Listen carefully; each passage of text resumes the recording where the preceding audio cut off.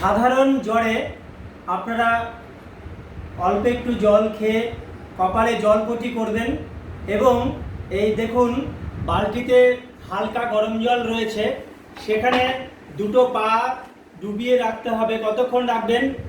40 থেকে 45 মিনিট পা ডুবিয়ে রাখবেন। মাঝে মাঝে জল ঠান্ডা হয়ে যাবে, তখন জল তুলে নিয়ে আবার নতুন করে জল দেবেন, মানে হালকা গরম জল দেবেন। সারাক্ষণই হালকা গরম জলে আপনাকে বসতে হবে। মাথায় আপনার বরফ পটি করতে পারেন, এভাবে টাওয়েল বা গামছার মধ্যে নিয়ে মাথার মধ্যে রাখবেন যাতে মাথা গরম না হয়ে যায়। আর এইভাবে আপনাকে 40 থেকে 35 মিনিট থাকতে হবে। এই সময় ভাত এবং রুটির প্রতি একটু অরুচি হয়, সেজন্য বিভিন্ন প্রকারের ফল এবং স্যালাড আপনাকে নিতে হবে। মৌসুম্বির জুস, বেদানার জুস, আখের জুস আপনারা নিতে পারেন। এবং আপনাকে জ্বর যাতে না আসে সেই জন্য আপনাকে গিলয়, তুলসী, কালো মেঘ, চিরতা এবং শিউলি ফুলের পাতার রস আপনাকে নিতে হবে।